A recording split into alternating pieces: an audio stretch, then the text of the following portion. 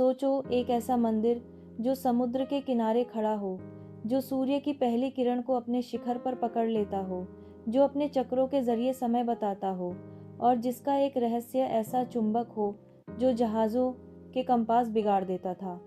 ये कल्पना नहीं बल्कि सच है। ये ओडिशा का कोणार्क सूर्य मंदिर है, भारत के इतिहास का एक ऐसा चमत्कार जो आज भी एक पहेली है। आज के इस सफ़र में हम खोलेंगे इस मंदिर के रहस्य, इसका इतिहास, इसका अद्भुत आर्किटेक्चर, इसका खो गया चुंबक, इसका कामुक प्रतीकवाद और वो दर्द भरी कहानियाँ जो इसे एक वर्ल्ड वंडर बनाती हैं। तैयार हो जाओ एक ऐसे सफ़र के लिए जहाँ विज्ञान, कला और अध्यात्म एक साथ मिलकर एक अमर कहानी सुनाते हैं। कोणार्क सूर्य मंदिर का निर्माण 1250 ईस्वी के आसपास पूर्वी गंगा राजवंश के शक्तिशाली राजा नरसिंहदेव प्रथम ने करवाया था। यह केवल एक मंदिर नहीं था, बल्कि उसके राज्य की विजय का प्रतीक था।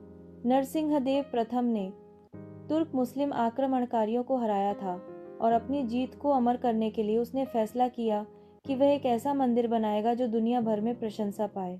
कोणार्क शब्द दो भागों में बंटता है, कोना कोना और अर्क सूर्य, मतलब कोने पर सूर्य।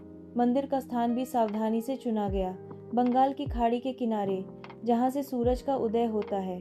सोचो, प्राचीन समय में जब मंदिर अपने पूरे गौरव में था, सुबह सुबह जब सूर्य समुद्र से निकलता था तो उसकी पहली किरण शिखर के चुंबक पर पड़ती थी और मंदिर सोने सा चमक उठता था। इसलिए इसे ब्लैक पगोडा भी कहा जाता था, क्योंकि समुद्र से देखने पर यह एक काला पहाड़ जैसा लगता था। यह मंदिर एक विशाल रथ की तरह डिजाइन किया गया था, जैसे सूर्यदेव का दिव्य रथ जो 7 घोड़ों के द्वारा खींच रहा हो। ये 7 घोड़े हफ्ते के 7 दिनों का प्रतीक हैं और 12 जोड़े पहिए 12 महीने को दर्शाते हैं। हर पहिए का आकार लगभग 9 फीट ऊंचा है और हर एक में 8 स्पोक्स बने हैं जो दिन के 8 प्रहरों समय विभाजन को दिखाते हैं। लेकिन यह सिर्फ शिल्पकारी नहीं, यह धूप घड़ी थी। जब सूरज की रोशनी स्पोक्स पर पड़ती थी तब इनका शैडो सटीक समय दिखाता था और इतिहासकारों का कहना है कि यह सटीकता मिनट तक होती थी। मतलब 13वीं सदी में लोग इस मंदिर के जरिए समय माप सकते थे। मंदिर के मूर्तियों में भी एक छिपा हुआ कैलेंडर था। बाहर की दीवारें जीवन के हर पहलू की प्रतीक थीं, नृत्य, संगीत, युद्ध, शिकार, पशु पक्षी, प्रेम और भक्ति। एक तरफ भक्ति और तपस्या की मूर्तियाँ, दूसरी तरफ भोग और प्रेम के अलौकिक चित्र। ये सब यह दिखाते हैं कि जीवन के हर रूप में सूर्य देव की ऊर्जा बसी है। सोचो, एक मंदिर जो एक ही वक्त में वेधशाला, टाइम मशीन और कला का विश्वकोश था। यही उसके रहस्यों का असली जादू है। कोणार्क का सबसे बड़ा रहस्य उसका लोडस्टोन चुंबक है। पुराने ग्रंथों में लिखा है कि मंदिर के शिखर पर एक बड़ा चुंबक रखा था जो पूरे ढांचे को संतुलित करता था। मंदिर के अंदर के लोहे के क्लैंप इस चुंबक से आकर्षित होते थे और इस वजह से पूरा ढांचा एक सही संरेखण में था। लेकिन सबसे आकर्षक बात यह है, कहते हैं कि यह चुंबक इतना शक्तिशाली था कि समुद्र से गुजरते हुए जहाज़ों के कंपास में गड़बड़ी हो जाती थी। चेहरे की वजह से इसे समुद्री कप्तानों का दुःस्वप्न भी कहा जाता था। एक और लोक कथा है, ब्रिटिश लोगों को लगता था कि यह चुंबक उनके जहाज़ों को खतरा दे रहा है।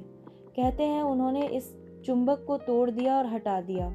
उसके बाद से मंदिर अपना संतुलन खो बैठा और धीरे धीरे गिरता गया।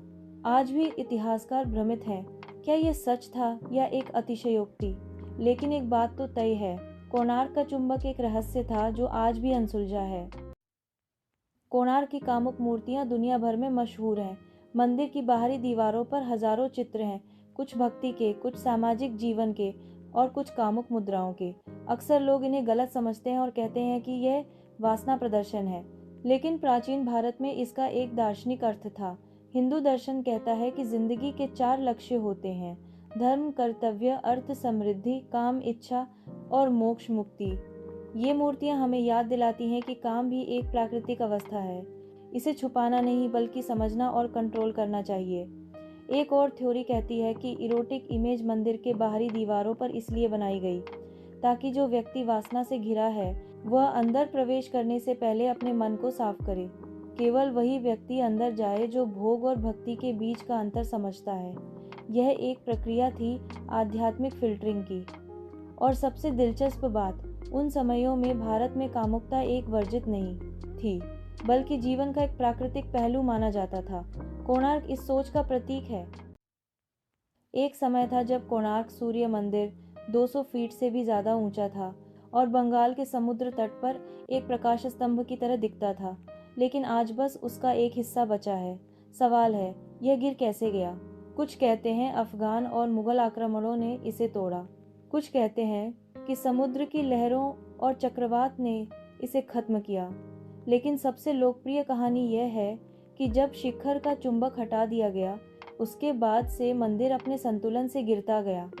एक और दर्द भरी लोक कथा है, धर्मपद की कहानी। कहते हैं कि मंदिर के शिखर का डिजाइन बनाने में शिल्पकार लोग असफल हो रहे थे।